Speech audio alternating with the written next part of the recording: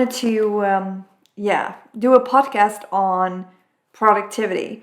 But productivity is such a wide theme. There's so much going on and so much to talk about regarding productivity. So I decided to focus it a bit more, hopefully. And we're going to talk about, in this podcast episode, about the guilt whenever you're not productive. So where is that coming from? How does that come into play? What are factors that are important in this? In my view, in my opinion, what I hear a lot around me and from clients I work with, and also my own experiences in this.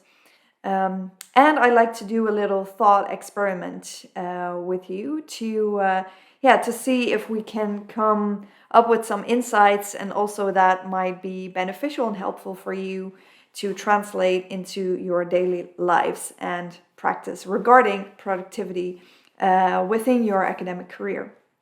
So let's just get started. Usually when I start to talk, I'm not sure where I'm going to end up with, but I'm trying to focus it, especially with such a broad theme, but I'm trying to focus it a bit. Any thoughts you have on the matter, please share them with me. Might be also very beneficial for a next episode. Okay, guilt. Guilt is something I hear so often from people who don't feel like they're being productive enough, or they just have an off day, which makes them feel guilty and have to make up for something. That's the feeling that comes with it. Have to make up for something the next day or next week or whatever, or during a holiday. That's also what I hear. Especially now in Holland, now we have a lot of holidays that are just on Mondays, on Thursdays, throughout the week. And every 2 weeks or so, there is one day that that there's a holiday, that you have time off. But I hear a lot of people being stressed out about this, because that's a day you cannot work, because it's a day off. And a lot of times, because, in academia, you can also write from home and work from home. So a lot of times people just work during their day off because they feel like they cannot miss a day of work.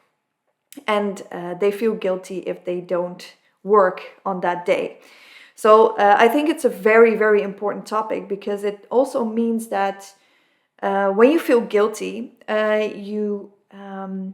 when you take some time off and rest and recharge, which that basically is,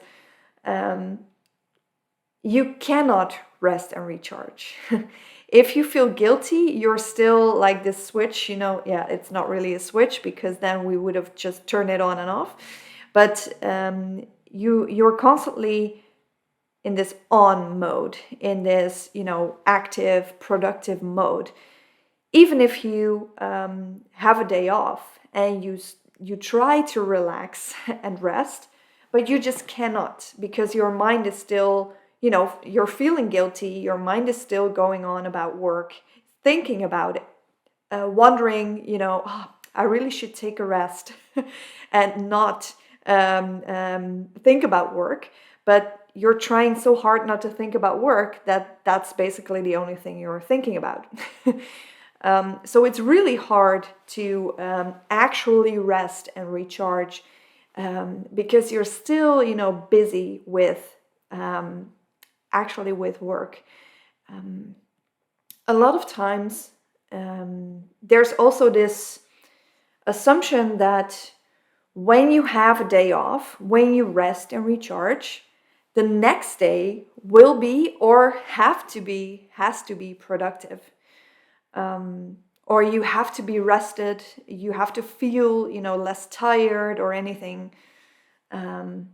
So if the next day after your rest and recharge day is not a productive day, that also adds up to the guilt, right? I hear this a lot, that you sort of, you are like, okay, now I have to rest and recharge. So you're trying really hard to rest and recharge. But the trying hard bit in this is actually, works counter intuitive, because trying hard is an active form and is not resting and recharging. So you're sort of then like sabotaging yourself a little bit. And I think it's really important, especially when this is hard for you, that you feel guilty and you have a hard time of switching your mind off from work. Then it's really important to look for ways that switch your mind off for you. So for some people, that might be just, Netflixing and staring at a screen and be entertained. But for a lot of people, most people, regarding not having too much input again, because Netflix and your phone and Instagram and all is again input. What I'm telling you now is also again input. It's not relaxing. It's like an active form of rest. A passive form of rest works even better. So go into nature. Look for the silence in nature. With Rossi, my dog, it's really easy because he really gets me into the moment. You just have to deal with what's then and there right now. But when, for some people that's sometimes not enough to switch off your mind and stop feeling guilty about it. So what I also advise a lot of people to do is do something physically active. So when you're in nature, you can really also match that with, for example, doing some exercises, or running, or walking. And I think you need to walk a little bit faster for your mind to switch off. But whenever you do that, whenever you add some physical activity or really lift some really heavy weights, you have no time to think about it because you're completely busy with doing this other thing, these weights that are really heavy, or doing this other thing like walking, running in nature. You have to look out for all the trees and everything that's on your path. So you're sort of already busy with something else, so that the worrying and the feeling guilty does not have a place in your mind anymore. So that's usually very helpful. So I would say start with that if this is really hard for you. The other thing, what's a danger in this, basically, is that you find your productivity in another way. So whenever you go for a run or in nature or walking with a dog or anything, you are being productive in another way. So you can tell yourself sort of, hey, but it's okay because today I worked on my health, or today I did some physical exercise, which I also do way too little.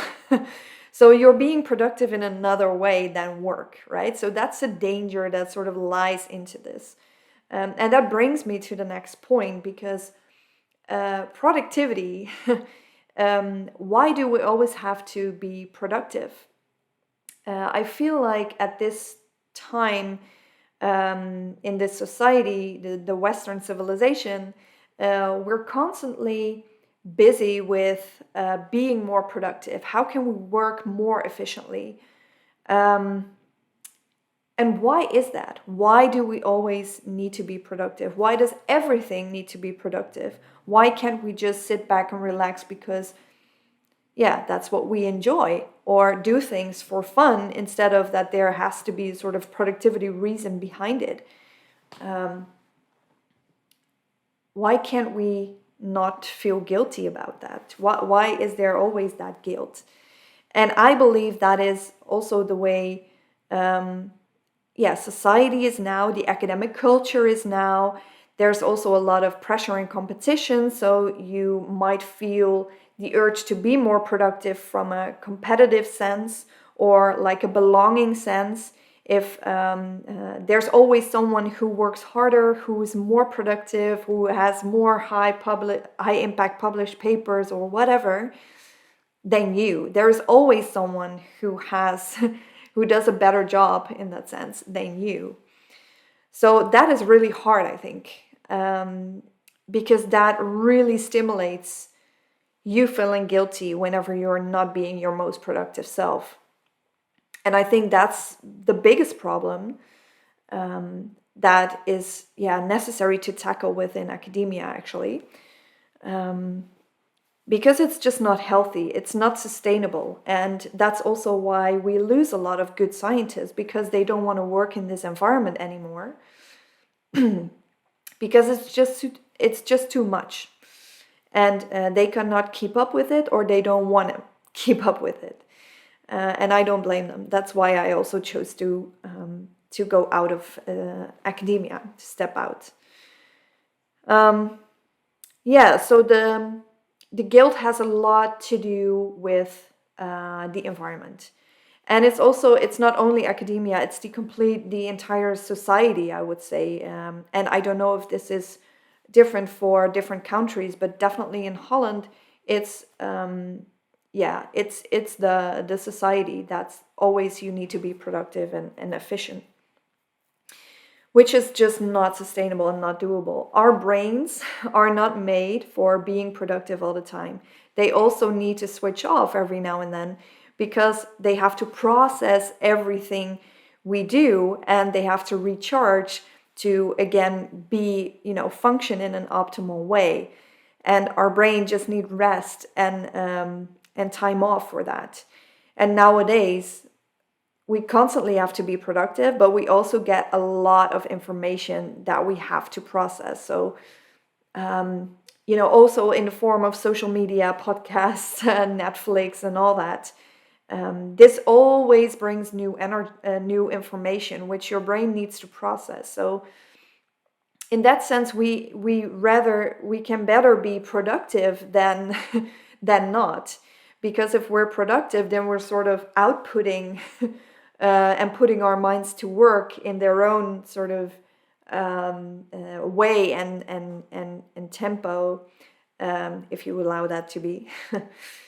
But if we don't, if we get information to us, that needs to be processed. So you need time afterwards to process all that information, and then you can be productive again. So it's not really helpful usually to also read more articles. You cannot, it's really hard for your brain to receive information, process this, and be productive sort of at the same time, because it needs time to process, and it needs time to form in your mind, and then go out and write. Sorry. So that is about the guilt, and also the societal, cultural thing. And guilt also has an important, how you would say, guilt also comes a lot from within. So the societal part is more external, and it also comes a lot from within. Because we are raised in a certain way that productivity is a good thing and working hard is a good thing and all those things. We have this internal belief that we have to be productive all the time. So from within, this inner critic, or however you would like to call it, is being mad at us if we are not productive. So within yourself, there's also sometimes a lot of work to do if you don't want to feel guilty anymore about not having a productive day. I think that was most, these two, this internal and external factors, have like the most impact on each other and sort of make this a booming problem because they reinforce each other. So that is also where guilt comes from. And especially if you had role models who were like super productive, but you don't have the energy to be that productive as well, then you feel guilty and like disappointed in yourself all the time. And then, you don't have the energy. You can't just magically make energy. If you don't have the energy, then you don't have the energy, right? And you need to rest and recharge. And that is I think, a very, very hard acceptance thing that happens, that needs to happen for some people, that you just don't have the energy you would really like or want to. For me, that was a really hard lesson to learn. I don't have a lot of energy. I need a lot of sleep. I need a lot of rest in order to be productive. And for me, this works out very well now that I accepted it and made it, work around all this, and yeah, schedule my time also in this way, regarding more towards my energy levels. And that's really helpful, so I can be more productive. But I think that's first a step in acceptance that needs to be done before you can really sort of transition into, making it work for you, and working together with your brain and with your energy levels, instead of working against it, because that's what we're doing a lot of times now, because it's so overwhelming and there's so much information, and we're just working against our brain. We're not giving it the time it needs to process and recharge. And we're not machines, we're humans. So we have these productivity limitations. And I don't think that's a bad thing, because productivity and work isn't the entire world, isn't your whole life. It may look like that sometimes, but I don't think it's your entire life, right? So you need energy and time to spend on other things and rest in order to maintain a healthy, balanced, and sustainable productivity level. So I would like to propose a thought experiment, and it would be really awesome if you would join me. Please let me know your insights. I'm very curious, because I think we can really, I think this is a very good experiment, and different perspectives get a lot of insights into this. So imagine this, what if, productivity was just gone in academia? What if this pressure to produce, this pressure to publish, this pressure to be the best at something, because that's often the link towards productivity. What if productivity did not exist in academia? What if that wasn't a thing at all, that you didn't have to be productive? What would happen? What would happen? What would get better? What would get worse? How would that even look like? Can you even imagine it? So I think if you cancel out the productivity, if you cancel out that you have to be productive, it could, make a lot of impact regarding also quality. And I think the people will stay in academia who have a true curiosity by heart, and enjoy problem solving a lot, and enjoy actually practicing science, the true scientists, sort of at the core. They rise, they will hold up, they stand, they continue with the work they're doing. But it comes from a place that is very intentionally pure, let's say. And that, I think, that also benefits the quality of the scientific work, because you then actually want to. So this is how I imagine it, right? You can imagine a total different thing, but this is a scenario that comes to mind.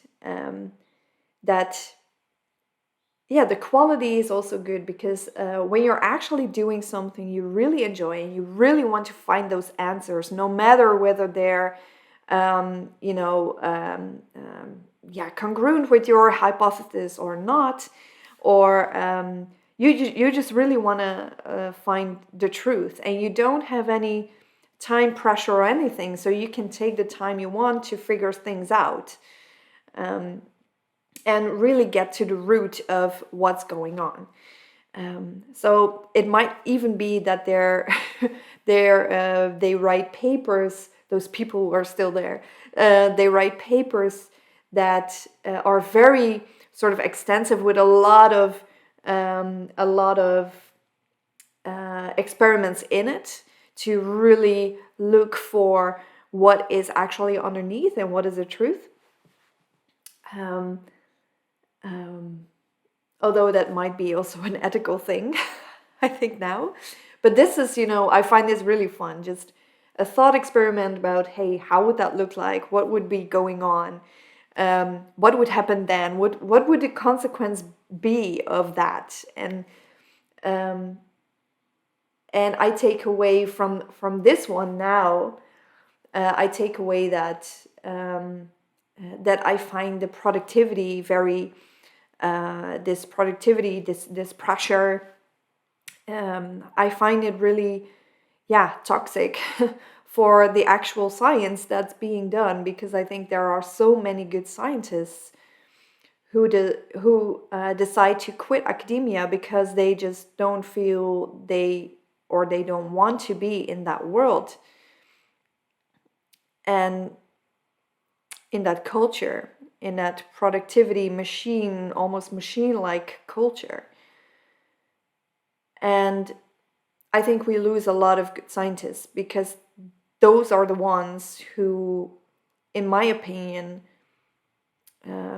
we lose, because they just want to, yeah, nourish their curiosity. They just want to figure things out. They are looking for the truth. They have this noble cause they're working on, and they are not busy with, or they have to be busy with, all other kinds of interests. Yeah, and they just don't want to do that. And they don't want to adhere to those particular interests that are always in play in academia.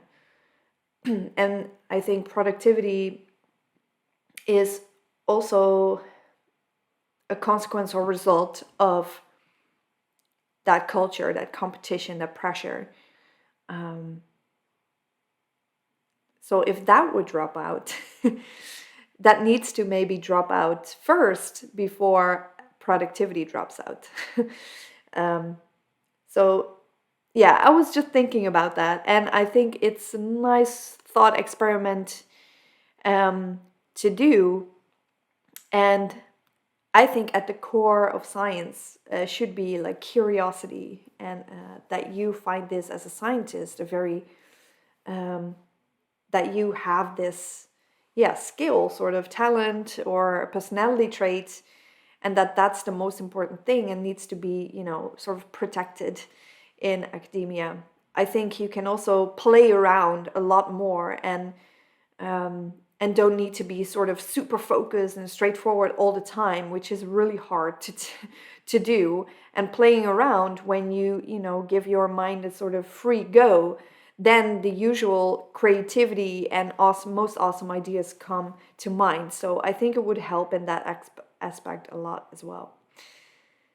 So let me hear your insights and thoughts on this when you think about it for a moment. I'm very curious, and maybe we can talk about it some more and see if there is a sort of translation into what you can manage for your self in your daily life and academic career, to make it more nice, more working with your brain, and maybe also even more fun.